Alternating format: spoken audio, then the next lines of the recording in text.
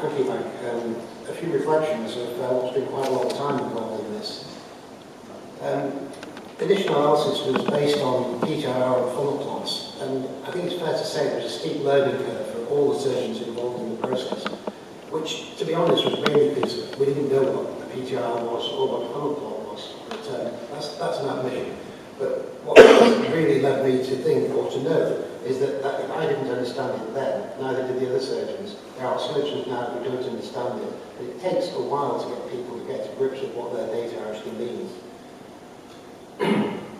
There was an initial pressure to publish all the surgeons' results, but with this difficulty in understanding data and the fact that we thought if certain results were published, it would lead to incorrect conclusions, and also losing the support of surgeons, we resisted it very strongly, and we settled on the publication of unique results. Data completeness was initially quite patchy. It's now mainly complete, but in the early days we always referred to someone who was above the control limit as a patient. We would send the data to them upon request, but it was needed to do more so that surgeons who hadn't hit that limit could actually see what their data was doing. And that's why clinician feedback was introduced, and it evolved from 2008 into what it is now. And surgeons could access their funnel plots, and they could bring these into their annual appraisals, and they could access their raw data. I think this was a great step because this put us as being, I think, the only registry where surgeons could access their entire data at the click of a few buttons. And I personally, that was a great interest to me. We evolved this into the annual surgeon report from 2011, which gave a standardised format with a certain number of funnels for every surgeon that was there.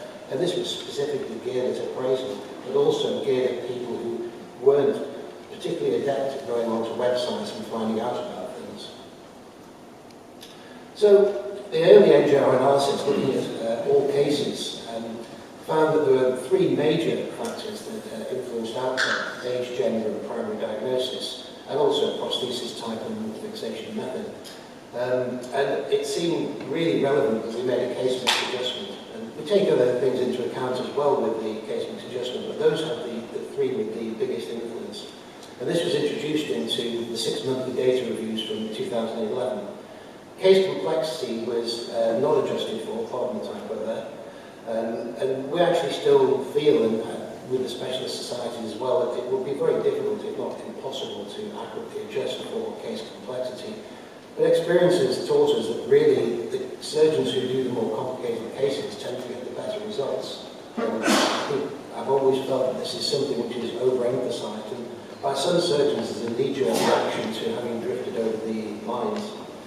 And we also then started using the standardized revision ratio, which I think is a lot easier to understand if you can look at the plot and see, well, I've got a standardized revision ratio of 1, so I'm where I should be, or it's a half, that means I'm actually pretty good, or actually it's 2, so that means I'm quite a lot worse than I should be. I think it's a lot easier. So, just going back to a little earlier, metal-on-metal resurfacing had a major impact. It was embraced by some surgeons and units, and it caused a lot of surgeons and units to reach outlier status, and they would stay there because they did a lot of them. So that sat there for a long time. Even with a major change in practice, it was difficult to actually bring those revision rates down. The peak of new units hip outliers was in 2009 to 2014, which corresponded with when all the metal-on-metal stuff really hit. And the numbers of units now reaching outlier status has really dropped off quite a bit.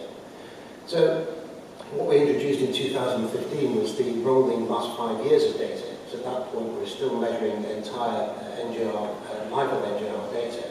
And that allowed units who changed their practice to immediately be able to see, well, actually our more contemporary results are better.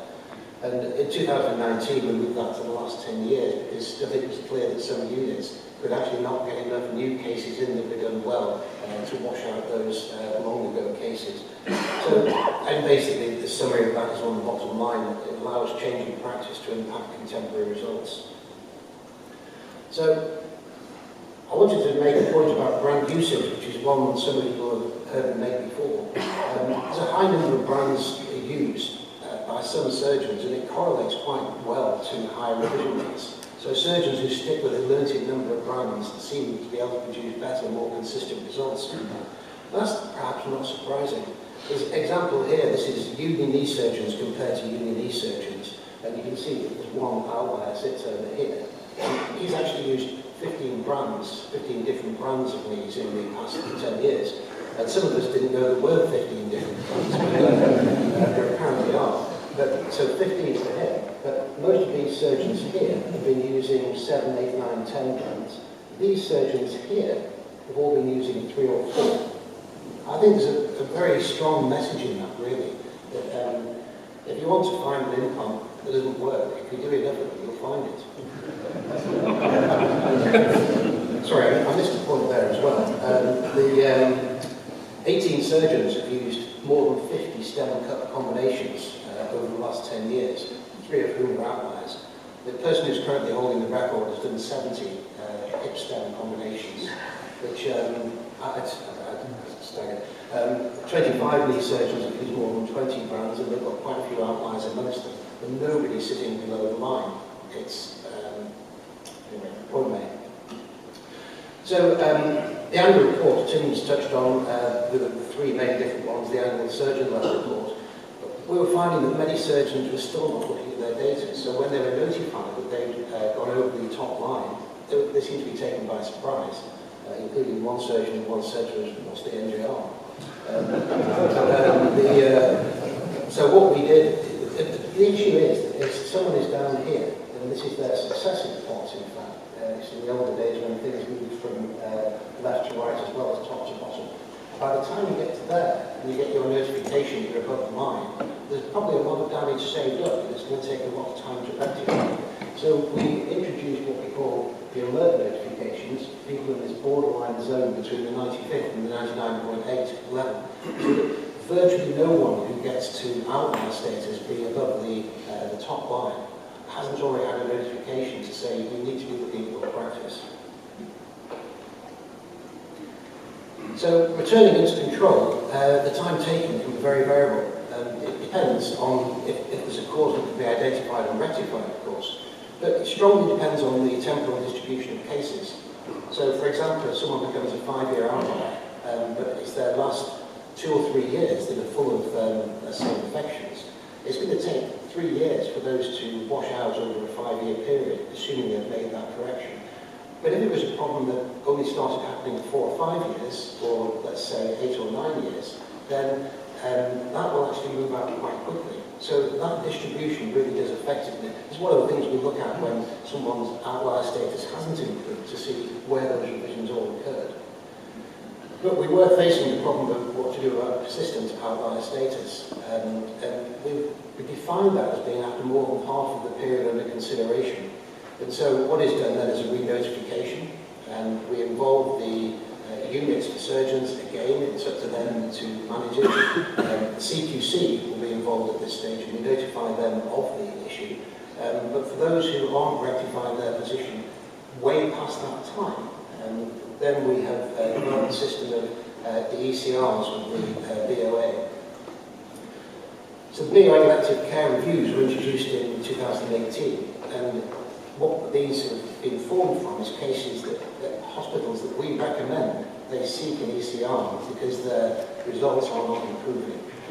We've made recommendations on 14 of these, of which 2 declined, the others all accepted.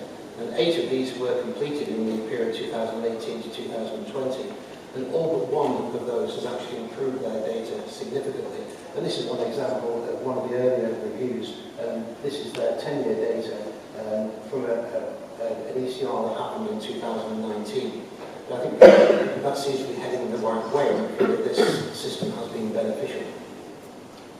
I could go on for much longer, but I think we'll have some questions when this session is finished. I'd be happy to field anything either later as well. But I'm going to pass the baton on to Simon Jameson.